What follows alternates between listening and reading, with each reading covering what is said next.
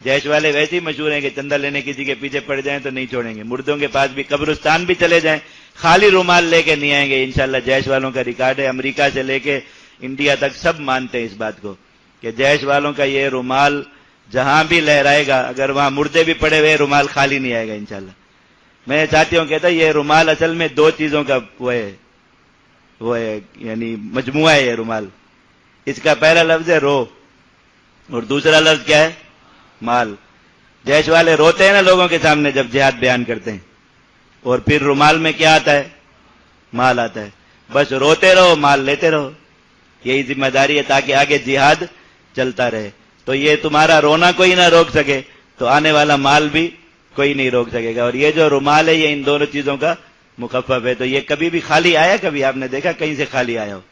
तो मैं वहां डस्का में एक बार जुमा पढ़ाया, आपको एक दिलचस्प वाकया सुनाऊं। तो वो जो हमारे मस्जिद के मुतवल्ली हैं जिन्होंने मस्जिद बनाई, चौधरी अरशद साहब, तो ऐसे जो उनके पास आया और आके पूरा वो लिखवाया, मुआहदा लिखवाया कि चंदे का ऐलान नहीं होगा, चंदा नहीं होगा तो वरना फिर FIR कटेगी, मुकदमा होगा फलां। उन्होंने सारा लिख दिया और मुझे भी कहा कि नहीं करना। मैंने कहा बिल्कुल नहीं करेंगे, बेफिक्र रहें आप। तो अब जुम्मे का बयान हो गया पूरा, तो बयान में खुद इस तरह की बातें हो गई कि मैंने वाकई ऐलान नहीं किया। तो मैं जैसे ही बयान खत्म किया तो लोगों ने खुद आके उठ के जो है ना वो मेहराब में पैसे रखना शुरू कर दिए वहां। तो मैंने देखा कि वैसे जो साहब आगे आगे बैठे हुए थे उसमें मजमे में, तो इधर उधर देखा, उठ के आया, बटवे में से 1000 रुपये निकाल के वहां उसमें रख के चला गया। असर के बाद आया, वहां मैं चौधरी साहब के पास बैठा हुआ था इफ्तारी के लिए, हम अपनी तैयारी बैठे हुए, तो आया और बेचारे की रंग उड़े हुए बिल्कुल और हालत खराब उसकी। तो मैंने कहा क्या हुआ चौधरी साहब? कह रहे जी मुअत्तल हो गया। और उसने DPO ने बुलाया था, उसने मेरा बेल्ट उतरवा लिया और मुअत्तल कर दिया, मेरे ऊपर इंक्वायरी बैठेगी।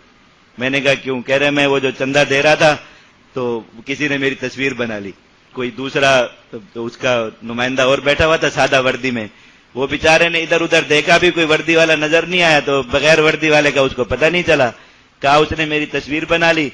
तो अभी जुम्मे के बाद मुझे DPO साहब ने बुलाया, मुझे कहा कि वो उधर डस्का में नूर मस्जिद में चंदा तो नहीं हुआ जुम्मे में? कि मैंने कहा जी बिल्कुल नहीं हुआ।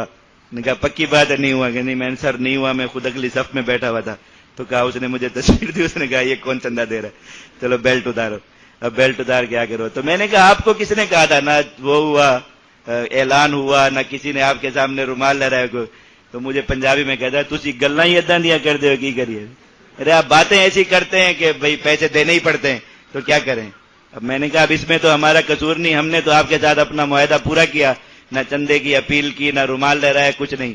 अब बातें तो वही हैं जो हमेशा से करते हैं। अब आप पे भी असर हो गया तो आप खुद सोचे। मैंने कहा ये बेचारे आम मुसलमानों का क्या कसूर है? आपको तो बकायदा दुश्मन बनाया है तरबियत देके, आप पे इतना असर हो गया कि आप अपना हाथ नहीं रोक सके। तो जो आम मुसलमान चंदा देते इन बेचारों का क्या कसूर है? वो बहरहाल वो ऐसे जो साहब भी वो जैश के रो और माल की वजह से, मैं बयान में रोया, उनका माल निकल गया और वो बेचारे फिर उसकी वजह से मुअत्तल भी हो गए।